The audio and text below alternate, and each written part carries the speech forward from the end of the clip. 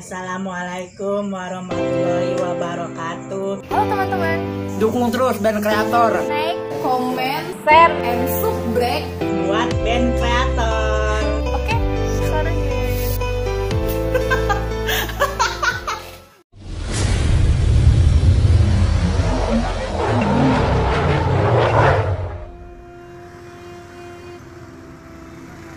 Mengulik sejarah tentang Cibarusa.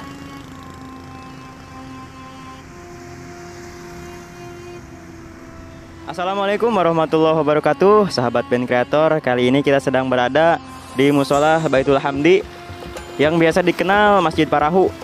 Lokasinya berada di Kampung Babakan, Kecamatan Cibarusa, Kabupaten Bekasi, Jawa Barat. Mungkin sebagian sudah pada kenal, sudah pada tahu dengan masjid ini. Dan kali ini kita akan berbagi informasi tentang masjid ini, berbagi sejarah tentang masjid ini. Mudah-mudahan video kali ini bermanfaat bagi kita semua, menambah wawasan, wabil khusus buat kami tim band kreator. Oke, langsung saja. Sebelum kita telusuri lebih jauh, yang belum subscribe, like, komen, dan share.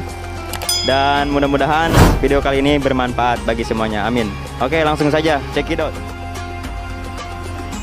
Masjid Perahu yang terletak di Kampung Babakan, Desa Cibarusa Kota, Kecamatan Cibarusa, Kabupaten Bekasi, Jawa Barat. Sekilas masjid ini terlihat unik dan antik. Masjid yang terletak di Jalan Raya Serang Cibarusa terlihat sangat unik dan antik karena di bagian depan masjid ini berdiri bangunan berbentuk perahu dengan ukuran yang cukup besar dengan warna biru yang cukup menarik perhatian. Bangunan perahu di depan masjid ini sebenarnya adalah tempat wudhu yang sengaja dibangun berbentuk perahu. Para pendiri masjid ini pastinya punya alasan sendiri dengan bentuk tempat wudhu yang tidak biasa ini.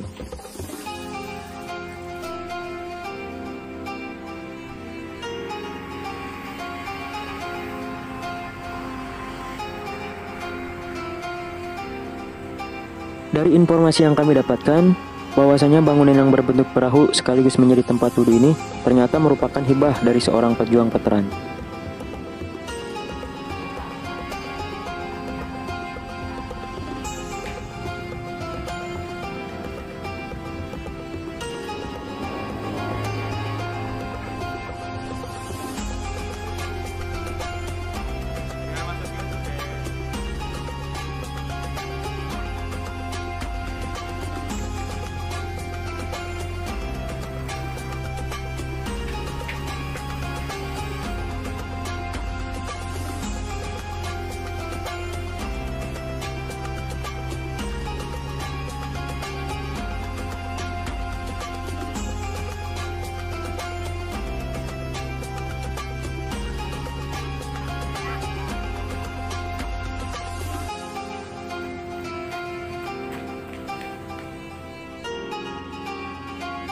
Di bagian puncak atap tumpang 3, Masjid Perahu Cibarusa terpasang mastaka atau mahkota dengan ukiran yang cukup indah.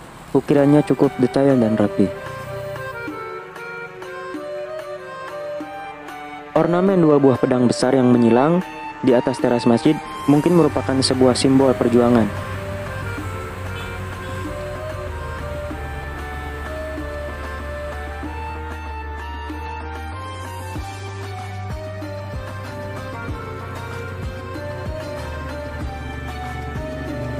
Meski sudah pernah direnovasi, tapi beberapa ornamen masjid ini masih asli dan masih kokoh, seperti di bagian depan masjid ini. Terdapat 2 buah tiang penyangga dengan dilapisi keramik berwarna coklat yang masih asli dan beberapa tiang lainnya yang dilapisi kaca hitam berbentuk keramik menambah nuansa zaman dulu. Begitupun tembok depan yang berlapiskan keramik coklat menambah keunikan masjid ini.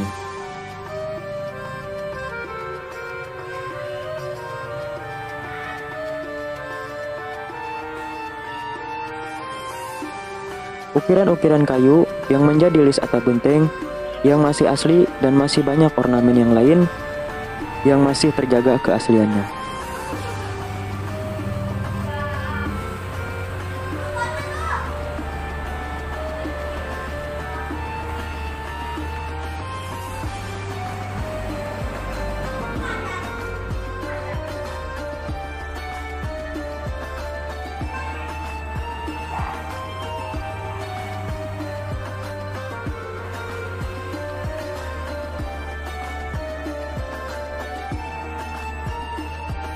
Sementara di bagian atas teras depan, terdapat lampu gantung yang juga sangat unik dan antik.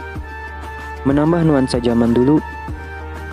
Dan memang sepertinya lampu ini sudah berumur sangat tua, dan sepertinya lampu gantung ini bukan untuk lampu listrik, melainkan tempat untuk menaruh lilin atau lampu patromak sebagai penerangan pada masa itu. Sedangkan di sisi utara masjid ini, ada sebuah bukit kecil yang rindang dengan pepohonan. Dan di atas bukit ini terdapat beberapa makam. Beberapa makam terlihat cukup tua, dan di bagian tengah pemakaman, di puncak bukit juga terdapat sebuah bangunan makam yang masih terawat. Menurut informasi yang kami dapatkan, bahwasanya di dalam bangunan tersebut terdapat sebuah makam. Makam tersebut merupakan makam dari Pangeran Senapati atau makam Mbah Sena. Beliau merupakan salah satu tokoh yang mengukalahan di daerah Cibarusa. Mengulik catatan sejarah yang menyebutkan bahwa Pangeran Senapati adalah salah satu keturunan Pangeran Jayakarta Wijayakarma, Sultan terakhir Jayakarta sebelum dikuasai penjajah Belanda. Sekitar tahun 1619 Masehi, Pangeran Jayakarta memerintahkan Pangeran Senapati untuk menyelamatkan diri dari kepungan Belanda.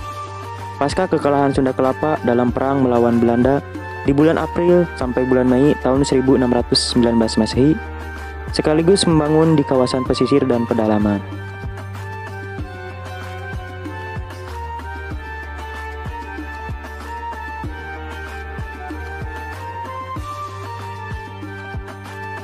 Maka dimulailah perjalanan panjang Pangeran Senapati bersama pasukannya menyusuri pantai utara Jawa, melewati daerah Cabang Bungin, Batu Jaya, Pebayuran, Rengas Bandung, Lemah Abang, Pasir Kunci, hingga sampai di sebuah kawasan hutan jati, dan dibangunlah masjid yang di depannya berbentuk perahu besar. Kemungkinan bangunan perahu tersebut merupakan simbol perjalanan sekaligus untuk mengingat perjalanan Pangeran Senapati dari Jayakarta yang saat ini dikenal dengan Jakarta, hingga akhirnya tiba di Cibarusa. Di kawasan hutan jati itulah kemudian Pangeran Senapati berhenti bersama pasukan dan keluarga yang masih menyertainya. Beliau menganggap kawasan hutan lebat itu sebagai tempat persembunyian yang aman dari kejaran pasukan Belanda, termasuk untuk tinggal mengembangkan keluarga dan keturunannya. Babat alas dimulai untuk membangun pemukiman yang baru yang sekarang dikenal dengan nama Cibarusa. Konon, untuk nama Cibarusa sendiri berasal dari kalimat berbahasa Sunda, Cai Baru Sah. Cerita yang kami dapatkan dari salah seorang pengurus masjid ini, ketika Masjid Al-Mujahidin yang terletak di sebelah selatan, tidak jauh dari masjid ini didirikan, jamaah kesulitan untuk mendapatkan air bersih yang memenuhi syarat untuk bersuci sebelum menunaikan ibadah sholat. Ketika itu, para pencari sumber air bersih berhasil menemukan sumber air bersih, dan salah satu ulama pada waktu itu berujar dalam bahasa Sunda, "Nah, iya cai baru sah," yang berarti, "Nah, ini airnya baru sah." Maksudnya sah secara syar'i untuk keperluan bersuci. Itulah yang sampai saat ini dikenal dengan nama Cibarusa. Sedangkan nama kampung Babakan sendiri berasal dari kata bukbak dalam bahasa Sunda yang berarti membersihkan. Kawasan Cibarusa sendiri merupakan daerah yang mempunyai nilai sejarah tinggi, dari mulai sejarah perjuangan tokoh-tokoh Islam berserta bangunan-bangunan tuanya yang masih berdiri kokoh sampai saat ini. Dan bukan hanya Masjid Perahu ini saja yang punya nilai sejarah besar, karena masih banyak masjid dan bangunan yang lain yang masih berdiri kokoh menjadi saksi bisu zaman penjajah dahulu. Bagi sahabat band kreator yang akan mengunjungi Masjid Perahu ini untuk menggali sejarah lebih dalam lagi atau mau berziarah ke makam Pangeran Senapati atau Mbah Sena, sangatlah mudah, bisa mengendarai motor ataupun mobil. Lokasi masjid yang berada di tepi jalan menjadikan masjid ini mudah ditemukan.